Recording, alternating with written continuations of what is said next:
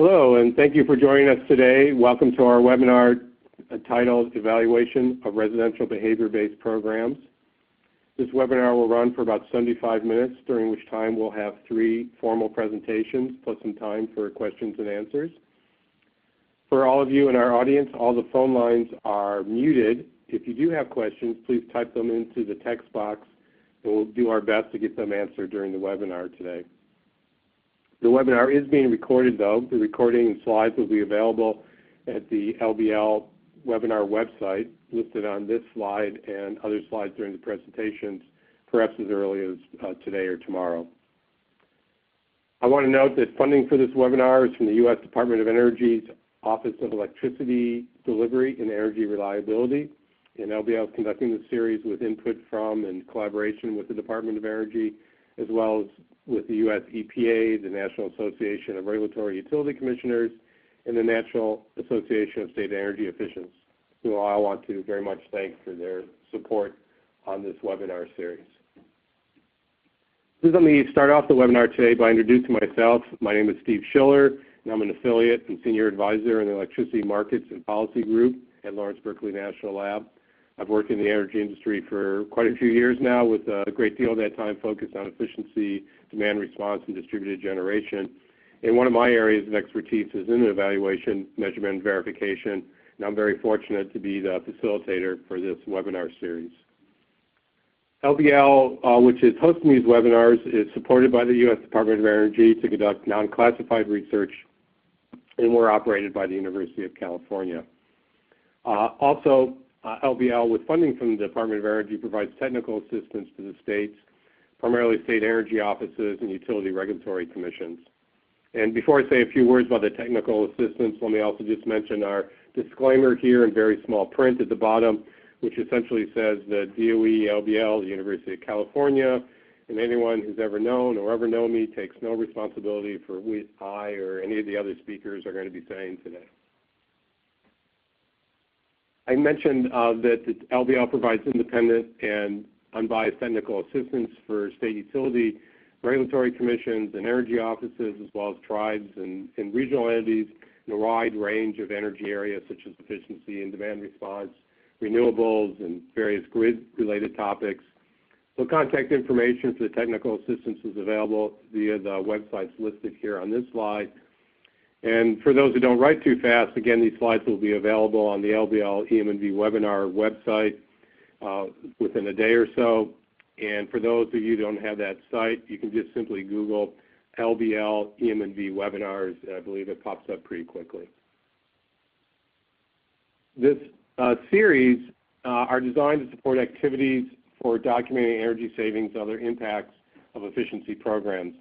As mentioned before, it's funded by DOE with coordination with EPA and NARUC and NASIO. And our target audience are utility commissions and state energy offices, the environmental departments, nonprofits involved in operating efficiency portfolios. We also see this as being valued to any others who are involved in this field, and they're certainly welcome. We're expecting more webinars on topics, and again, they'll be noticed on the webinar site. And with regards to upcoming EM&V webinars, our next one is planned for October on transmission and distribution efficiency, with a focus on evaluating one particular category of T&D efficiency, that's conservation voltage reduction. And then future webinars into the future are being planned. So with that, let me now turn to today's webinar. We'll start off with Annika Todd, who will talk about a discussion of what is a behavior-based program and why evaluation of these programs is difficult, but also incredibly important. She'll talk about the best practices for evaluation and resources that are publicly available. Annika is then going to conclude with an example evaluation of a persistence of behavior program savings. And then Anna Spurlock will present another example that shows a comparison of evaluation methods for different types of behavior programs, or one behavior program in particular. And then we're fortunate to have this followed by Bill Saxonis, who will clean up bills from New York, and we'll be talking about evaluation from a regulator's perspective and some of the lessons learned from conducting that. I'm hoping we'll have some time for clarifying questions after each of the presentations, and then we'll have time scheduled at the end for panelists to discuss your general questions that you might have for the last 10 minutes or so. And then again, just to remind you, all the phone lines are muted, so if you do have those questions, please type them into the text box, and we'll do our best to get them answered. And again, it's being recorded for those who are joining us late here, and will be available on the LBL webinar website. So before we start with Annika, let me do a bit of a bio introduction for both Annika and Anna Spurlock. Dr. Annika Todd is an experimental and behavioral economist at LBL. She conducts policy-oriented research on energy efficiency, demand response, and smart grid topics here at Lawrence Berkeley National Lab, and she's written several of the guides and reports on behavior-based program evaluation. She has her doctorate in economics from Stanford and was also a postdoc researcher carrying out experimental behavior research for the Department of Energy's Advanced Research Projects Group. She was also, by the way, co-chair of the Behavior, Energy, and Climate Change Conference in 2010. Dr. Anna Spurlock is also an economist at LBL conducting research in the areas of energy efficiency, consumer behavior, pricing, and strategic response to regulation, as well as dynamic electricity pricing.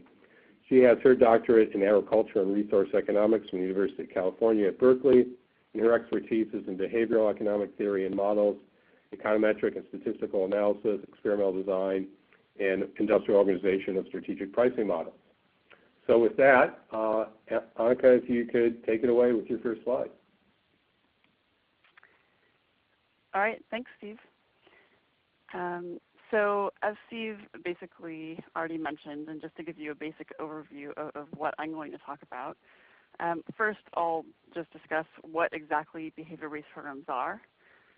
Second, why it's important to do evaluations that we can trust, and why it might sometimes turn out to be difficult. And I'll give some examples of the different evaluation techniques that people use, and we'll talk about best practices, so which evaluation techniques actually work well and which don't. Basically, we want to make sure that we can be confident that the evaluation results are valid. I'll mention some resources for best practice protocols that are available, and to just quickly give you a spoiler of the conclusions from these protocols, the main recommendation from these protocols is that an evaluation technique that's called randomized controlled trials are the gold standard and should be used whenever possible. And then there are other evaluation methods that are called quasi-experimental methods that I'll briefly discuss. And lastly, I'll talk about some recent advances in evaluation. So a lot of people are using this buzzword, EM&V 2.0, to talk about new methods that use high-frequency smart meter data and new analytic techniques. And I'll give an example of something that I would say falls into this category. And then, as Steve said, I'll hand it over to Anna, and she'll talk about a study that is sort of hot off the presses. She compares the gold standard randomized controlled trial evaluation method to other commonly used methods in order to see sort of how they hold up relative to the gold standard. So first, what is a behavior-based program? So our definition is behavior-based programs are those that utilize strategies intended to affect consumer energy use behaviors in order to achieve energy or peak demand savings.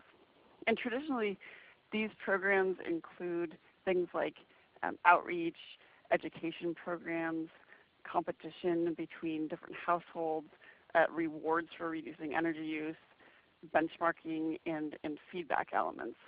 So just to give you a few examples of what that actually means, these are three examples that I think have actually been implemented. So example number one is something called home energy reports that I'll talk more about later, but basically households are sent letters that give them information not only about their own energy use, but how that energy use compares to their neighbors. The second example is just providing people with real-time information and feedback about their energy use.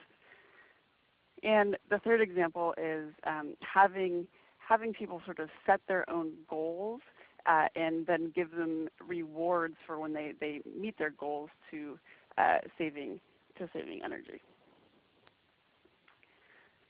So let's go back and look at this definition for a minute. I mean, it's kind of vague, and it basically just says anything that affects energy use behaviors. And so then the question is, isn't everything behavior? I mean, so almost all programs rely on people actually changing their energy decisions and modifying their behavior. So, for example, LED rebate programs, people can't just put them in their closet. They actually have to screw them into their light bulbs and use them. In pricing programs, it's not automatically true that people's energy use will be decreased if you charge them more. They actually have to know that their prices are higher and sort of decide what to do about that.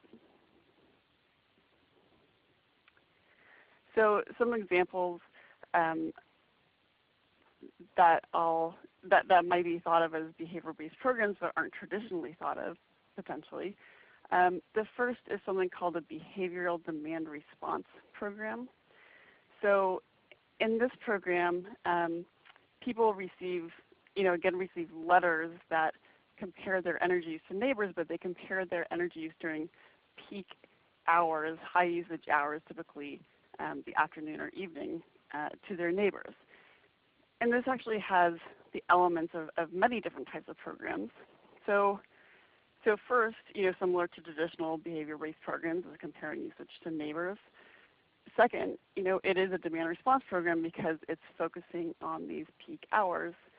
And third, although this might not be the main purpose of the program, it also causes energy efficiency gains because households that receive these letters tend to reduce their usage during other hours as well.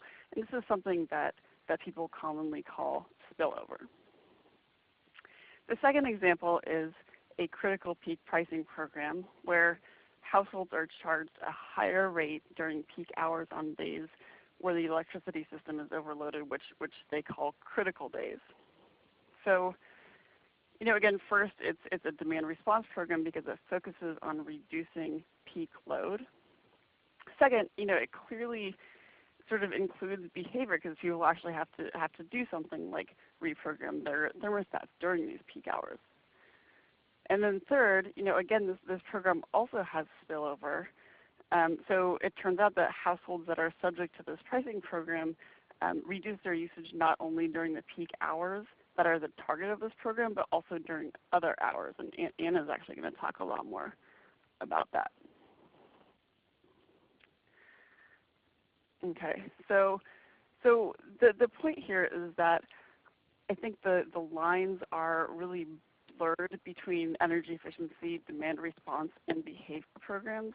And so then the question that I have is, should we be adopting a more holistic approach where we consider all these programs together rather than sort of siloing them into different types of programs?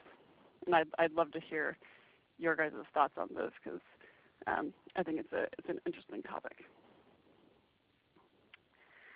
Okay, so next, why is rigorous evaluation important? Why can it be hard? So it's important because we really want to accurately evaluate the program impact and the effectiveness of programs for a few reasons. First, for cost effectiveness purposes, we want to make sure that we're implementing the most cost-effective programs. And second, for planning purposes, we want to select the optimal program portfolios for the future. And third, a lot of utilities want to claim savings for the energy savings that they claim savings for the energy savings that they produce, and so we just need to make sure that they are doing it in the correct way. So now, why is evaluation of these programs hard at times? So I think the main reason is because there's a strong problem of selection bias. And selection bias is, what it means is that households that tend to join a program either by opting in or being screened in are actually fundamentally different than the households who decided not to join the program. And so when you then try to compare those two groups to each other to see how much energy they saved, it turns out that the observed differences might be due to the program, but it might just be a difference between the two groups to start with, because they might just be different types of people. And this selection bias can really skew the results of the evaluation. And this is actually something that is common across a lot of different areas. It's not just specific to energy. So again, if we do a bad job of evaluation, it could lead to some bad policy decisions where we are implementing the programs that are not cost effective, and also screening out programs that might be cost effective.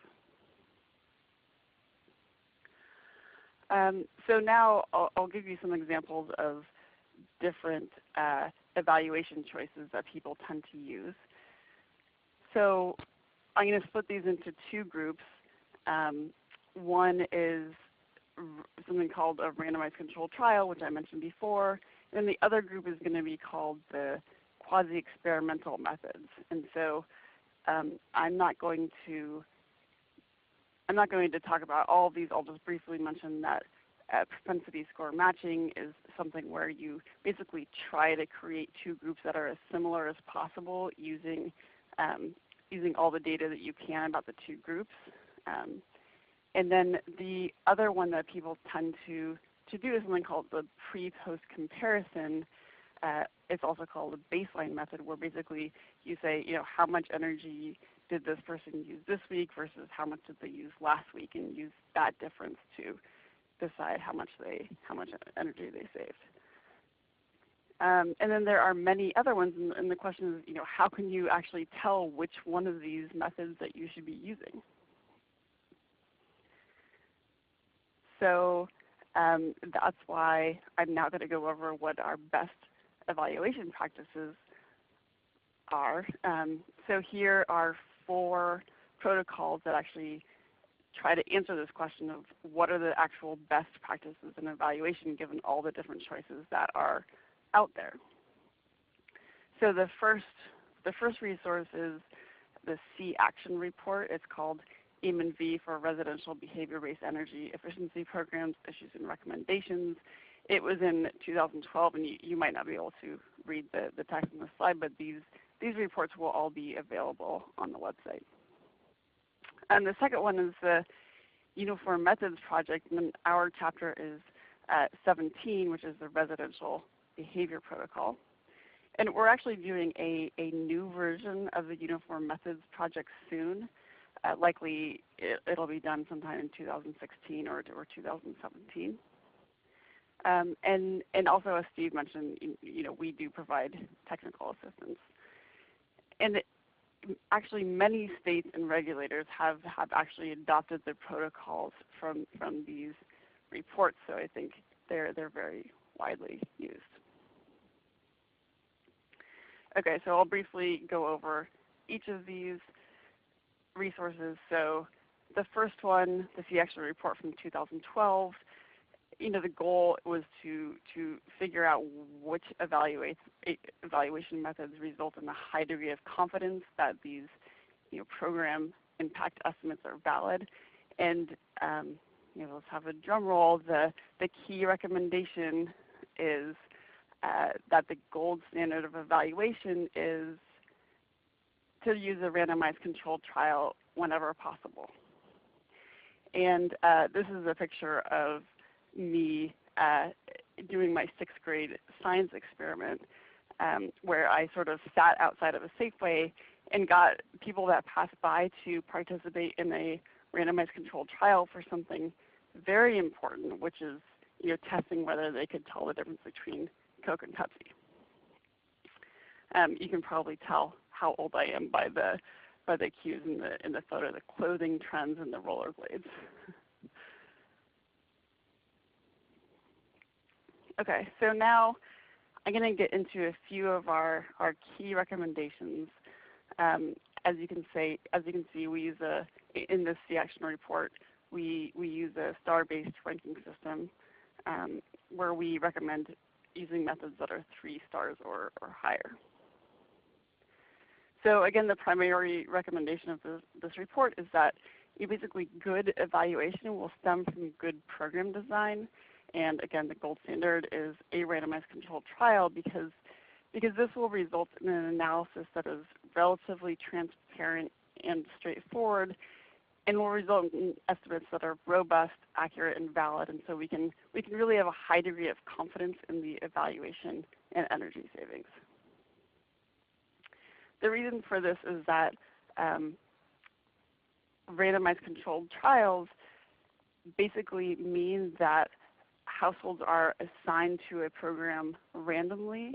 So rather than letting people decide whether they want to join a program or not join a program, it randomly assigns them to either be in the program or not.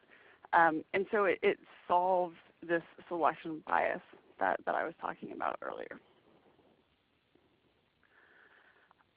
The randomized controlled trials can have many different forms. You can use them for opt-in programs or opt-out programs. But we also recognize that it's not always possible to do randomized controlled trials. And so we also talk about a few quasi-experimental methods that I had mentioned before.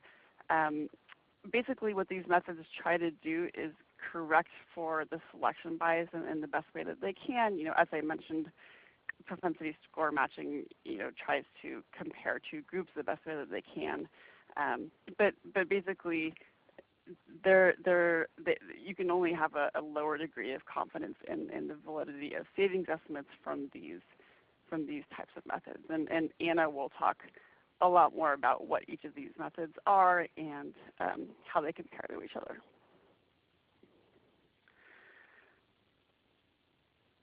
Number 2, the Uniform Methods Project from 2014, basically we had the same key recommendation: use randomized controlled trials whenever possible. There had been no more evidence that other quasi-experimental methods worked better. And so this new Uniform Methods Project that we're going to do this year or next year, we're going to update it with the latest research, but what we have seen so far, unless something new comes out in the next few months, we still have the same recommendation that you should do randomized controlled trials. And as Steve mentioned, we are available for technical assistance. We love being creative and coming up with different ways to do different types of evaluation. And I actually think it's one of the things that we do that can have the most impact on the real world. So I love doing that. Okay, so now I'm going to just switch gears a little bit and talk about some recent advances in the evaluation space. So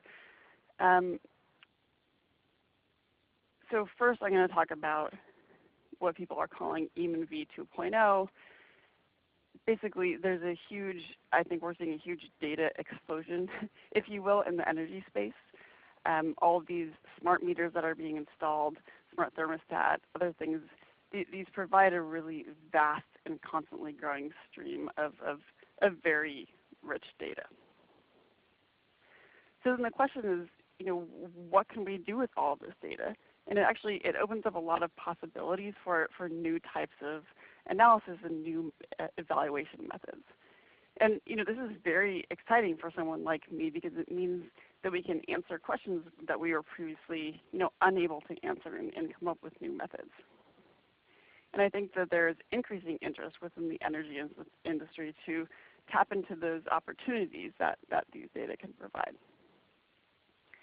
So today I'm just going to talk about one example of this type of value. So I'm going to focus on how we can use this data to provide insights into one specific type of behavior-based program called a home energy report. And it's just one example in one utility. So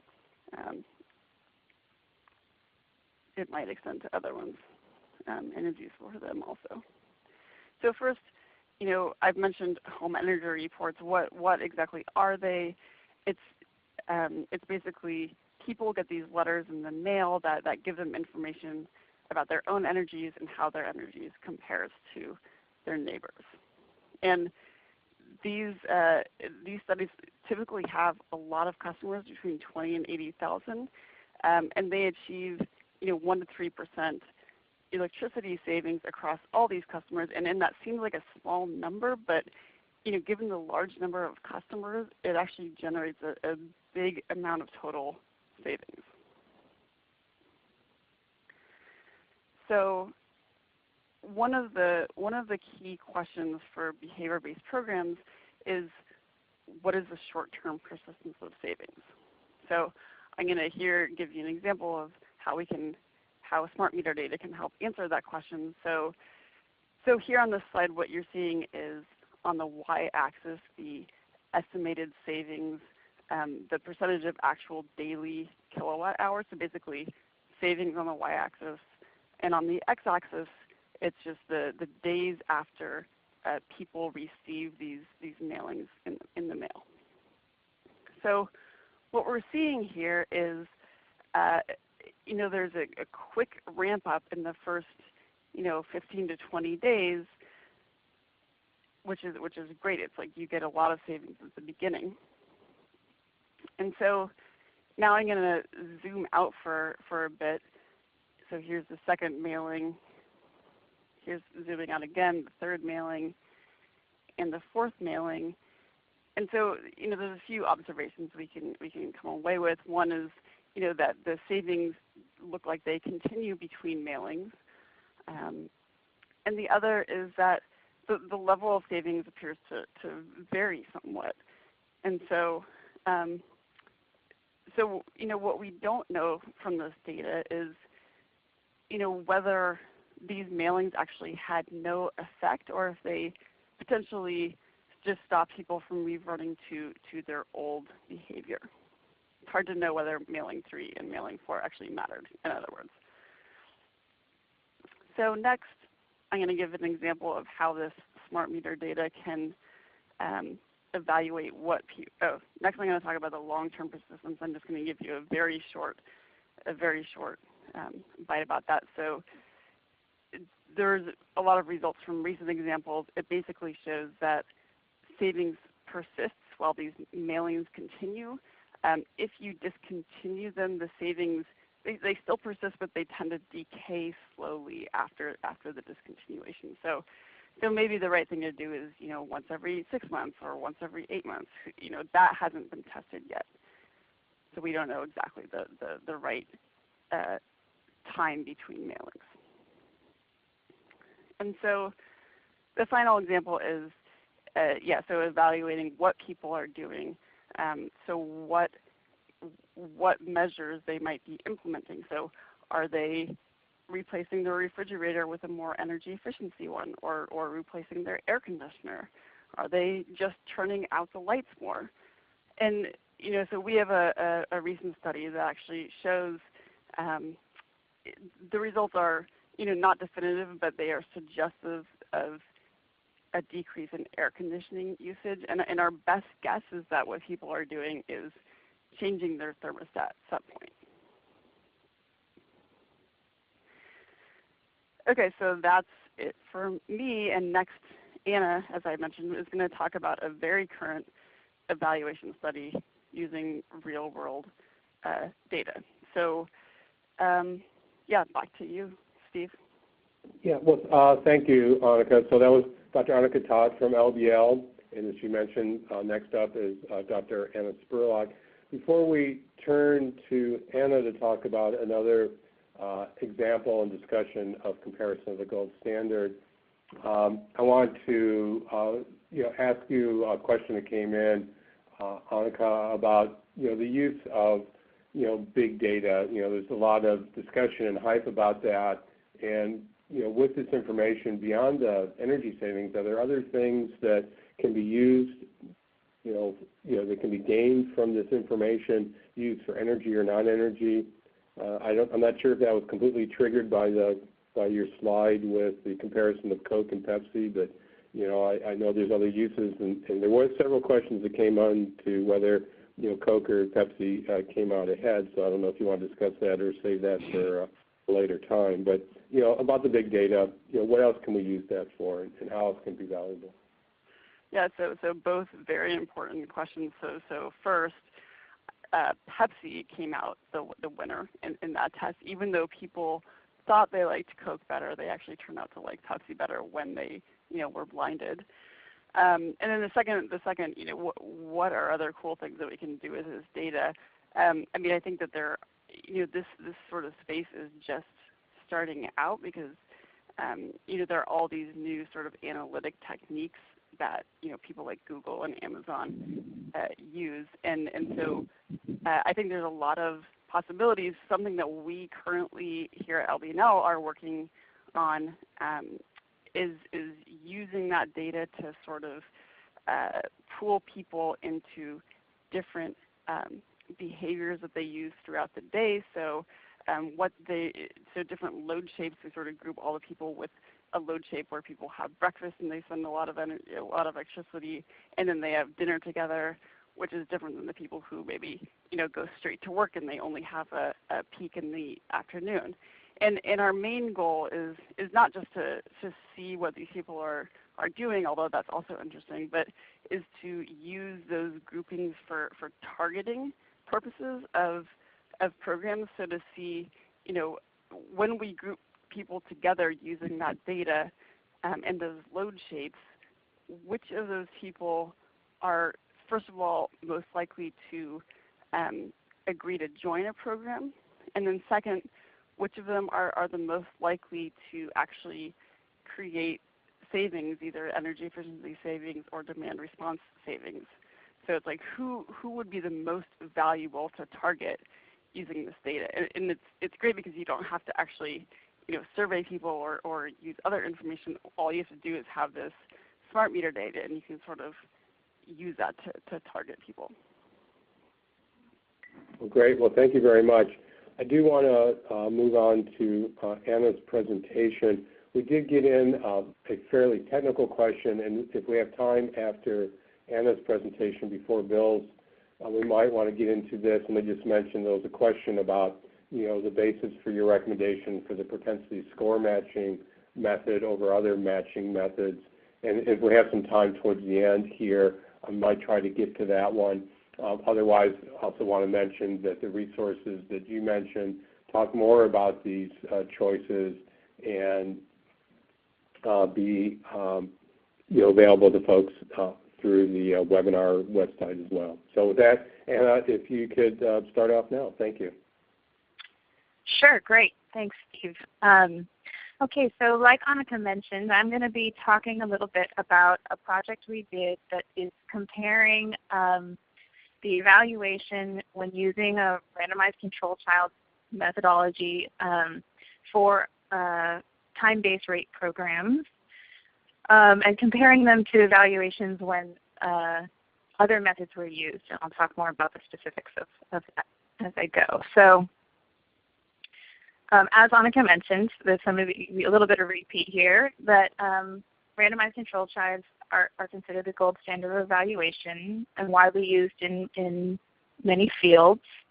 They do require forethought and planning, though, in the way that a program is implemented. And this can sometimes be a stumbling block.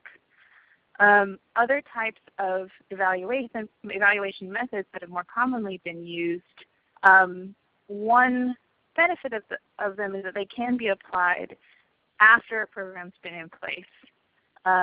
These non-RCT or quasi-experimental methods they rely on stronger sets of assumptions for their validity.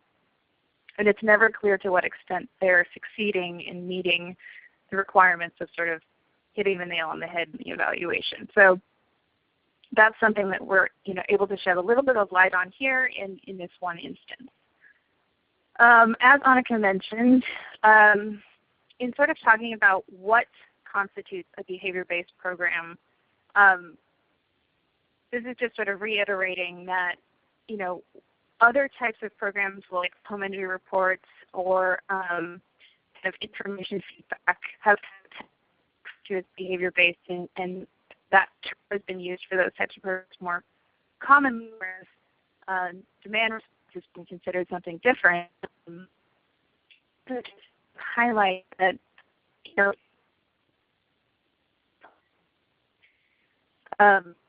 anything that actually change the behavior in order for the program to be successful, in my view, is based.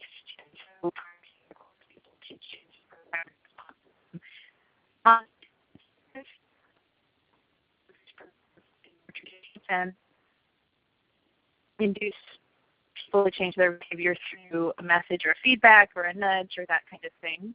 And this is in contrast to some energy efficiency programs, for example, where if you were to put the influence into your home place, the success of that program. Anna, this is Steve. You're cutting in and out a bit. I don't know if okay. With or without a mic or such, you might want to try. Okay. Let me know. How is that? Is it still much better? Thank you. Okay. I'll try to make sure that this sort of works. Okay. So basically, a program that requires that is successful just because of equipment functioning the way it's supposed to is different in my view. Okay, so the basic concept in any sort of evaluation, particularly of a behavior-based program or pricing program, is that you need some comparison group, like Annika mentioned. So this comparison is what we call a counterfactual. And a counterfactual is basically a way of defining what would have happened if this particular program had not been put in place. In a randomized controlled trial, the validity of the counterfactual comes from the randomization. So you have a whole population of people, and you just randomly put one set into one bucket that receive a program's intervention, and you put another set into another bucket that don't. And all that's required is to know that you randomize correctly, and then comparing the two groups allows for an accurate comparison or an accurate estimation of the effect of the program. There are other ways to try to construct a counterfactual. The particular two cases that I'm going to look at here, or three cases really, are propensity score matching, which Annika mentioned. I'm also going to talk about difference in difference, which is sort of between a randomized, or I guess I would say propensity score is sort of between a randomized control and difference in difference. And then there's a case I'm going to show of using a baseline method, which is what Annika talked about as sort of a pre-post comparison type way of creating a counterfactual. So propensity score, basically what that does is it basically takes the group of people who selected into treatment, meaning they're the people that joined the program and chose to kind of put themselves into whatever the intervention is that's taking place. And you look at everything that you can about them, observable characteristics you have on them from whatever data you have. And then you look at the pool of people who didn't join. And you use all of the observable data that you have to try to pick out people from the pool who didn't join that look as close as possible to those that did. And use those particular people that didn't join that look as close as possible to those that did as your comparison group in essence. This is oversimplifying, but that's the idea. And the difference in difference is basically if you were to take people that joined into the treatment, and then you take everyone who didn't, or just a random sample of the rest of the population, and you compare their usage before the program and after the program, and look at the change in use of the two groups in comparison, and use that to try to sort of say everyone else is close enough, and we're going to use that difference as an estimate of the program impact. In the baseline method, basically the idea is that you're using the usage of a particular customer in either prior to the program or on days that aren't affected. So in my case, I'm going to be talking specifically about the use on non-event days for the critical peak pricing program, and saying that use on the days that aren't affected by the program is a valid way of saying what would have happened on the days that did get affected if the program wasn't in place. As Annika mentioned, the main concern is selection bias. In the case of the comparisons I'm doing with difference in difference and propensity score in particular. So when you're estimating the overall savings from the program, the issue is if people are joining the program that are different in some systematic way than those that don't, and that difference is actually something that could affect how they're going to respond to the program, then the savings estimates you're gathering may be confounded by those differences. So the estimate is capturing both the effect of the program and the underlying differences of the two groups. Additionally concerning, particularly for this baseline method that I'm going to be talking about, particularly so for these types of event-based programs, if you're using the use of a customer in the non-event days or hours, one concern is spillover. If the program caused people to change their behavior in those non-event days or hours, then using those times as a comparison for the event hours is basically going to bias the results because people are reducing their consumption because of the program in hours that aren't directly affected by the program. And this might happen because of habit formation, changing thermostat set points that are just sort of programmed in and just happen all the time, buying a new piece of more efficient equipment because of the program, that sort of thing. So I'm going to show an example now, and this is from using data from the Department of Energy Smart Grid Investment Grant Consumer Behavior Studies. And in particular, I'm going to use data from the Sacramento Municipal Utility District study.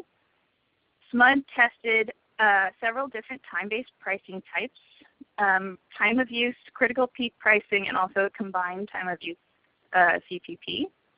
They also randomized different recruitment methods, so they did some opt-in and some default or opt-out. And they did test the effect of an in-home display in combination with some of these programs in some cases. And the program was run in the summers of 2012 and 2013. So the types of comparisons that I'm going to show you are, first, an overall impact of the program. So estimating the peak period energy savings on average across all the critical event days for everybody. And then the second I'm going to show you is looking event by event, where I'm doing a comparison of a savings estimates for the peak hours on those event days using RCT or the Randomized Controlled Trial evaluation and comparing it to savings estimates that's derived after applying a baseline method to create the counterfactual. And it's going to be event by event in that case. Okay, so there's a lot of information in this graph, these sets of graphs, but I'll just sort of walk you through what's the important takeaway here. So in both figures that you see, for the blue and sort of gold bars, what that's showing is the estimated savings overall on average for the programs that SMUD tested in kilowatt hours. Each bar reflects one of the treatment groups that SMUD had, so critical peak pricing that was opt-in, the opt-in CPP that had no in-home display. They did a TOU opt-in, TOU opt-in with no in-home display, etc. The blue bar is the savings estimate using the quasi-experimental method. So on the left-hand figure, that's difference in difference. On the right-hand figure, that's propensity score. And the orange outline bar is the savings estimate that we estimate when we used the randomized control trial structure of the way they implemented the program to estimate the savings. The gray bars at the bottom are looking at the difference between the estimate from the RCT versus the quasi-experimental in terms of a percent of average consumption. As you can kind of see when you glance at these, to the extent that there are differences between the RCT and the quasi-experimental estimates, there's a tendency for that difference to be in a particular direction, meaning that there's somewhat of a systematic bias. So in general, what we see is that the RCT estimates are larger than the estimates derived from the quasi-experimental. This is true primarily in the opt-in treatments and not so much in the default treatments. So here are some sort of takeaways from this, some of which I mentioned, but I'll repeat. So there's a systematic bias. The bias is as much as 5 percentage points of average consumption. What this means is if you used a quasi-experimental method and you got an estimated savings of 15% of average peak period consumption, there's a potentiality that the true effect was actually 20%. On average, the difference that we're seeing is around 2% of average consumption. As I mentioned, the biases are more pronounced in the opt-in versus opt-out treatment designs. This is highly suggestive that the bias is being introduced because of selection bias, which is what we would expect. The reason that we can kind of take this conclusion from these results is that with an opt-in method of implementing the program, SMUD got about a 20% enrollment for the program, which is actually pretty good for opt-in. In the opt-out, they got almost or got 90% or more.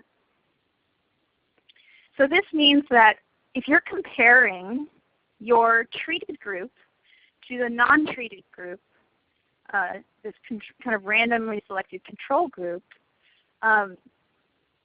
when you have a very low opt-in, then the people who opted in are very different than those that you're comparing them to. Whereas if almost 90% of people opted or ended up on the program and you have a held-out control group, they look very similar to the control group. And so the degree to which there was selection bias is much more limited.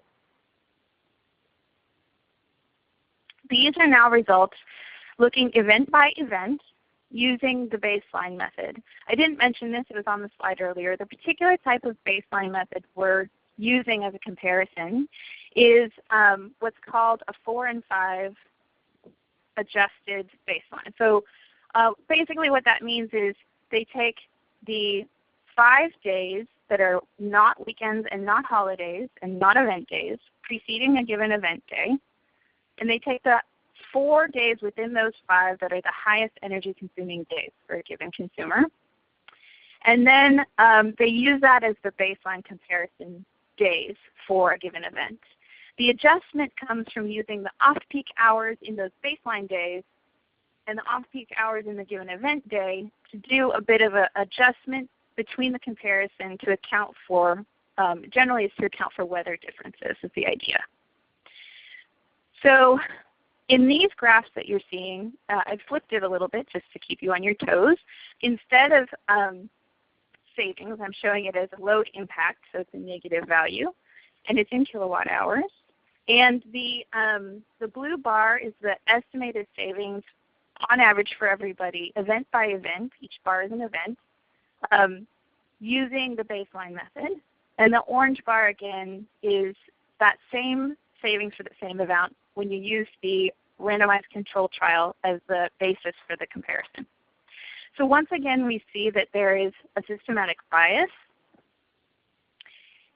Generally speaking, the savings when the randomized controlled trial method is used to compare are higher.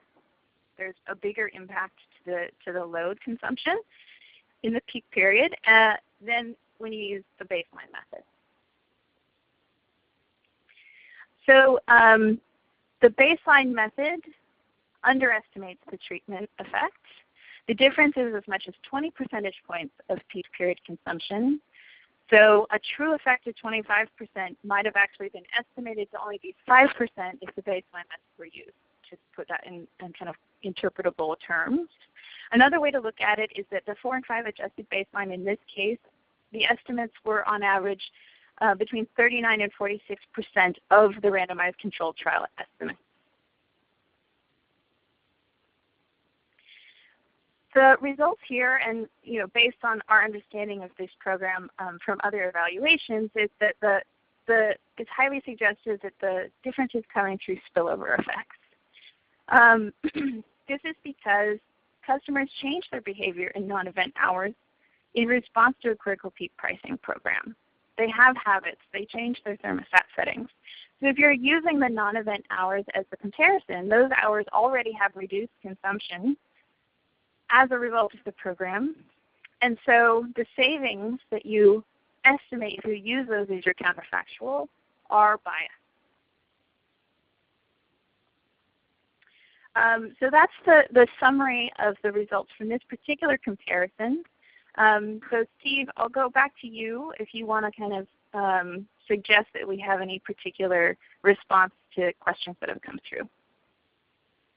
Thanks, Anna. Thank you very much for that. Let me ask you one real quick one here. We've had several questions come in, some of a fairly technical nature, and we do have your, Annika and Anna's email addresses here if people are interested in that we're not able to get to on this webinar. But let me just ask you real quick, and if you can give a quick response on whether the methods you were using to compare with the randomized controlled trial with the RCT, would you consider those to be the best alternatives to RCT, or perhaps just the ones that are more commonly used? Yes, thank you. So basically, the ones we chose were not necessarily the best. The idea was to use methods that were commonly used and easily interpretable. There's no reason to expect that they're necessarily the worst either. They're sort of like the workhorses of the evaluation community for these types of programs, I would say. I can tie in the question that was asked about propensity score versus other matching techniques. I mean, it may well be, for example, that even with propensity score, how well it does depends on what you can feed it. So if you observe a lot of information about everybody, it may be that you can get pretty close to the gold standard. But the question is just you would never know if you succeeded. The value of any of those matching techniques comes from the value of the information you can observe about people, and there's always going to be something you don't observe. And the RCT allows you to, in essence, control for, just through the randomization, everything that's both observable and non-observable about the people that you're comparing. And so I would just sort of say, yes, you could go deeper into the weeds and do incrementally better and better if you use the exact right type of matching, or you have all the information you can possibly observe thrown in there. But you just can never know if you've done good enough, is one way of thinking about it. Okay. Well, great. Well, thank you very much.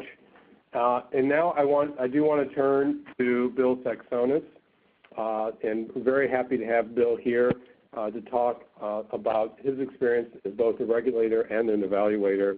Over the many years of Bill's career in energy, he's engaged with hundreds of evaluations, either as a reviewer or as an evaluation practitioner. Currently, he leads the program evaluation review process in the New York State Department of Public Service. And prior to joining the regulatory community, Bill served for 8 years as the evaluation program manager in New York's Energy Office. He's the author of many articles on these topics, and he serves on the board of directors of the International Energy Program Evaluation Conference. And I want to mention, most importantly, outside of the energy world, Bill is an internationally recognized authority on the life and work of music legend Duke Ellington. So with that, Bill, if you could take us over the next 10-15 minutes to talk about your experience and lessons learned as a regulator on these evaluations. Sure. Thank you, Steve. Thanks for that great introduction, and welcome everyone. And I appreciate the great presentations that we've already heard. And what I'm going to talk about is kind of the New York experience and what we've learned from residential behavior-based programs. And let me just do a little explanation and a little context. The programs, our behavioral-based programs, came under the Energy Efficiency Portfolio Standard, which was established in 2008, and the goal was to reduce electric usage in New York State by 15%, and a similar goal for gas. And EEPS basically officially ended at the end of 2015, and now we're kind of having a new vision. We're calling it Reforming the Energy Vision, where our goal is to establish New York as a leader in a transition to a clean energy economy. Basically, this process began in 2014. And essentially what it's talking about is a regulatory overhaul, and it's going to reinvent how we produce, deliver, and consume energy. And it is quite an ambitious program, and there are a number of elements to it dealing with renewable energy, building in energy efficiency, clean energy financing, sustainable resilient communities, energy infrastructure modernization, innovation and R&D, transportation, and it goes on and on. And I know that's kind of a mouthful and a lot to kind of digest, but at the end of the slide presentation I have various links for you to learn more, because talking about REV and all the things that are going on in New York State could be the subject of a webinar in and of itself. So that kind of created a problem. If we're in this kind of transition period, we don't really have a lot of fresh, brand new, exciting behavioral program data to share with you. Could that be a problem? Well, I consulted with a very renowned evaluator, not quite as renowned as Steve Schiller, but very renowned, Winston Churchill. And he explained that the farther backward you can look, the farther forward you're likely to see, because we can still learn a lot from these studies, because quite frankly, human behavior hasn't changed all that much over the years. And so one of the first things we started out with was not necessarily an evaluation challenge, but a data challenge. And what do I mean by that? Well, there were some privacy concerns, cybersecurity concerns. And we have a little rule in New York State that release of personally identifiable customer utility data to a third party is generally prohibited. So how is a utility, whether it's National Grid or Central Hudson or one of our utilities, going to give all this customer data to do the O-Power program, if it's run by O-Power, wherever the consultant is, without violating that rule? In fact, National Grid did give a bunch of data to National Grid gave a bunch of data to O-Power, and then National Grid said, gee, I think we made a big boo-boo and we shouldn't have done that, and they made O-Power destroy all the data. Well, the Commission at the time, this is back in 2010, felt, of course, that these programs, behavioral programs, certainly had merit, and they wanted to try them here in New York State. So they actually issued an order allowing customer data to be used for behavioral programs because they felt, to quote them, it represented a ratepayer-funded utility function. And it's actually kind of an interesting order, and the site is there from the December 2010 order. A lot of issues. And in fact, these issues are still front and center today because as we're moving towards a more market-based energy future, it means you need to share more customer data. We have some research projects going on that we've been having problems in terms of getting the data to the contractors. Utilities have raised issues if the data is going to a public agency like the New York State Energy Research Development Authority, whether that data can be FOILed, a Freedom of Information request. And there's some debate between the utility lawyers and our lawyers and NYSERDA lawyers about whether that can be done or not, but there's just a lot of issues. And it impacts not just our little world of evaluation, but many different types of programs, including behavioral programs. So we resolved that. So we got the data situation squared away, at least, so these programs can go forward in New York State. So we're patting ourselves on our backs. We're all excited. This is great. And one of the key ingredients with the energy efficiency portfolio standards were evaluation guidelines, which we adopted in 2008 at the same time that EEPS was established, and we did periodic updates. We recognized that behavior-based programs were not your traditional rebate-type program.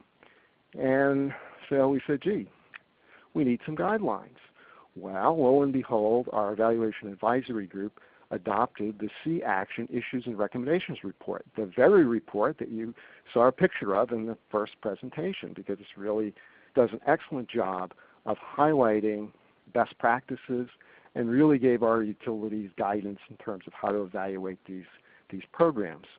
Currently, our evaluation guidelines are undergoing a comprehensive review so that they better align with REV, which is placing a lot of emphasis on innovative programs and market transformation, demand response, and as we said, it's kind of reinventing the energy vision. Looking at some actual results, and they usually, if you read about behavior-based programs, you find that they typically will range in savings from about 1 to 3%. And the results that we have were really no different.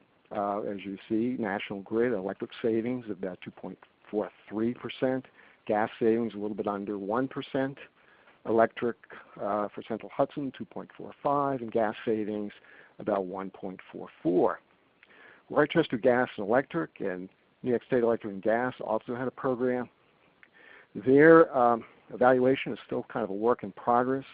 The initial results show that the savings were less than 3%, even though there were some issues, some data issues in terms of contamination of the sample, which is kind of holding us back from determining what the final numbers are.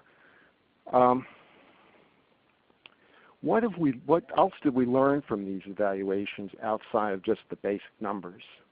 Well, one of the things that we learned was that customers were generally satisfied with the program. And I guess it's kind of hard to be not satisfied. I mean, it's not painful to get some information in the mail. There were relatively few opt-outs. This was a program where basically everyone was kind of inducted in. That was why there was a data controversy, because if people had to opt in, the participation rate would have been far lower, and it would have been made it very, very difficult to meet our energy targets for these programs. We also found, or kind of a lessons learned more from the process side, that it's important to keep a customer interested. Get them engaged with the website. Make targeted recommendations. If they have a swimming pool or jacuzzis or some kind of unique characteristic of their house, boy, it would be great if they could see a specific recommendation that wasn't just broad-based generic, turn the lights off when you leave the room. It would have more meaning if they could feel that it really related to their home. The studies also found that the utilities could do a better job of cross-selling other utility energy programs. And we found that the participants in the behavioral programs tended not to overlap very much with participants in other utility programs, such as rebate programs. There were some, but it was relatively small, and it was more noise than any real hard savings. We also found that the evaluators and the utilities felt that it would be great if they could get a little more information about customer categories. In other words, retiree households, customers who do not directly pay utility bills. I mean, potentially these are thousands and thousands and thousands of customers that if you just kind of send them a generic report about saving electricity, may not necessarily hit the bullseye. Retiree households, they may be home more, they may watch TV more, they may keep their homes warmer. And of course, it's always a problem with customers who don't directly pay their utility bills, because there's somewhat of a disincentive to make an effort to save energy. One of the things that I found was interesting is back in the day, before I had gray hair, I worked on some evaluations of retail competition programs. This is when New York State allowed customers to pick their electric suppliers. And generally, the savings, if you switched your electric supplier at the residential level were relatively small, probably 2%, 3%, something along those lines. And we found that 75% of the respondents reported that bill savings were less than expected, or they couldn't determine if there were any savings. We found in the RG&E behavioral program, again, where the savings are very small, only about 30% perceived their bills were lower. And the bottom line, as I think we've heard in the earlier presentations, this maybe kind of sums it up, is small evaluation problems can result in misleading results when the savings are small, less than 3%. There's also problems, missing data, sample contamination. Some of our utilities have a lot of missing data. How do you handle situations where people move or people drop out or the house burns down or whatever 1,001 things can happen? We think, or I think, as an evaluator, that the key to good evaluation, I know this is somewhat maybe oversimplified, but is plan, plan, plan, to try to anticipate the problems that you may encounter. Do you have a lot of missing data? Well, how can you address that? Think about that before you act. Stitching time saves 9. We also, of course, wonder about persistence. Do the savings really last? And I have a picture of my gym where I'm a frequent visitor. And, there's always what I call the January effect. Every January, there's all these fresh faces there with their brand new gym clothes. And by about January 21st, they're all gone. And, they start with the best of intentions. And just kind of a startling number, I thought, was I did some research on Planet Fitness because they have publicly available information. My gym is a local gym. But a typical Planet Fitness has 6,500 members. But a typical gym can only hold 300 people. So you have people with the best of intentions. They join a gym, and they keep paying every month. But, basically the gyms make money by the people that don't come. And there's also an interesting news article that came out the other day on BBC News that there was a study about these fitness trackers that track your calories and how many steps you take, and it found that people on a diet that used those actually lost less weight than people that didn't. So behavior is a very, very complicated topic.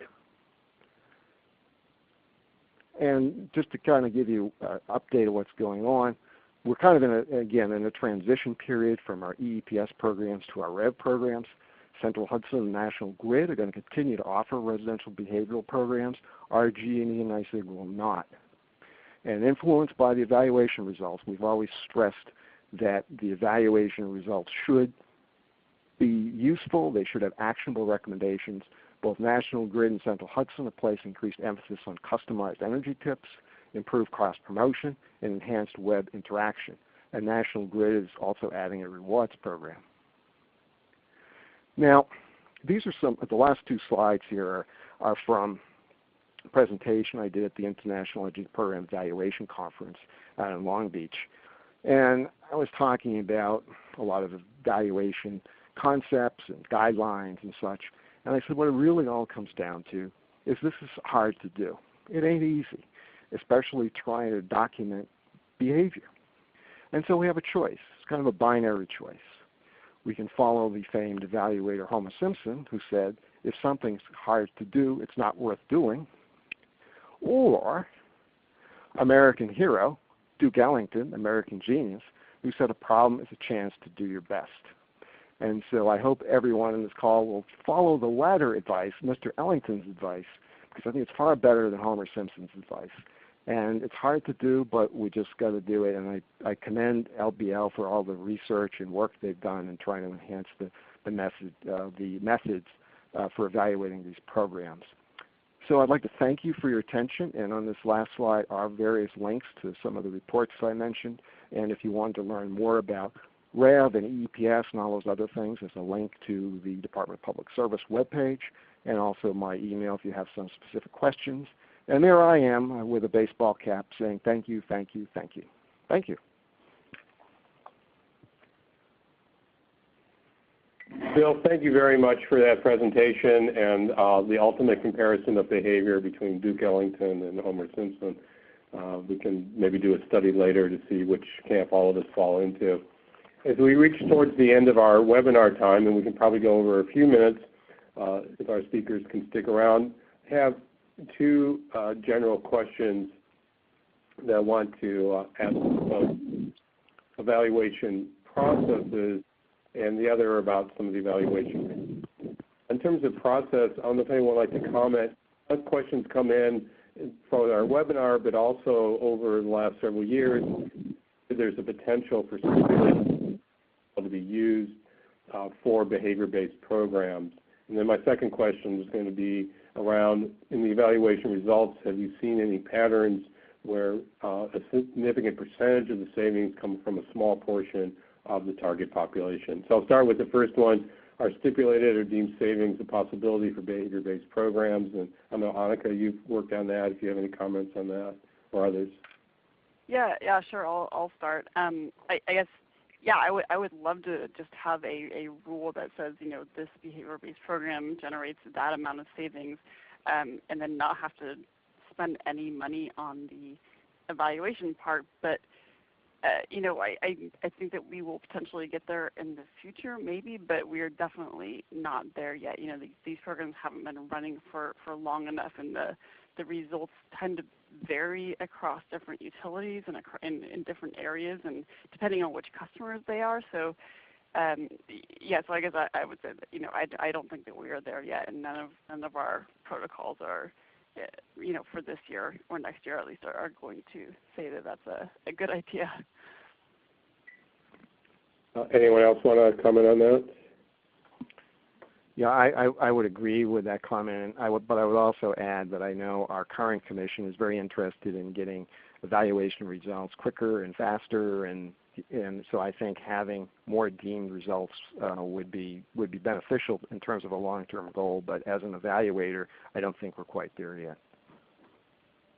And I guess to follow up on what Bill just said, I do think that it's possible that evaluation will become cheaper and cheaper with these, potentially more automated with this smart meter data. It's like, I think, in 5 years somebody could have a really rigorous method that would just sort of take all the data and output, every day or every month or whatever, how well the program is doing, so that it doesn't actually cost any more to do the evaluation. So we don't actually need a deemed savings approach. Great, thank you. Any comments about where the savings are coming from in the population? Is it just a few people who are getting 10% savings and the rest 0, or is there something else that's happening in the evaluation results showing that? Yeah, so I can answer that question somewhat, at least. Of the ones that I've seen where people sort of try to segment it like that, what tends to happen is that higher energy users are the ones that actually save more energy, and not only in a total amount of kilowatt hours way, but also in a percentage way. So they just save. It might be that these people have more what we call sort of discretionary energy use, and so they have a higher percentage of their energy that they can reduce with these behavior-based programs.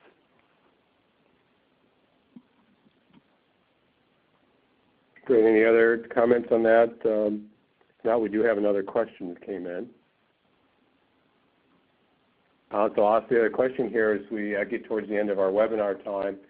Persistence studies. Are you aware of studies that have been done over long-term savings from these behavior programs? And if you can maybe talk about they might be available, or really quick indication of any initial results from those. This is Annika again. So yeah, I know of a few studies that have gone over multiple years, and we are going to include those studies in the new Uniform Methods project. But basically, I think they're the same as the ones that I sort of maybe said too quickly earlier, which is that basically they seem to persist. They might sort of reduce a tiny bit over time, but as long as you keep the home energy reports going, and I guess this is specific to home energy reports. I can't remember whether you said behavior-based programs or home energy reports in general, but they seem to persist at about the same level as long as you have the mailings going out.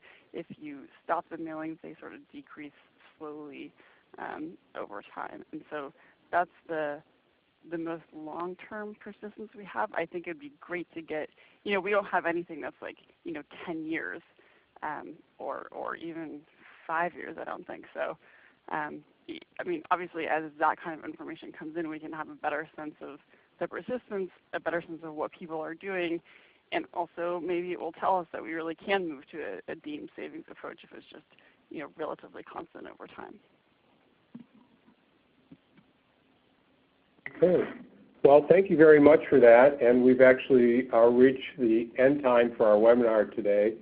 I want to certainly thank all of our speakers, Anna and Bill, for taking the time to share their experience and information with everybody. And just as a reminder, as shown on the last slide here, these webinars are on the web. You can simply Google LBL EM&V webinar, and the recording and slides from today's presentation are available there, and well, at least will be within a day or so. And also the information about the technical assistance available to public agencies is also available on the LBL site. And hopefully we'll see you all next month on our next webinar concerning EM&V in the transmission, distribution, energy efficiency world. So again, thank you to all for joining us, and I wish you all a great rest of your day. Take care.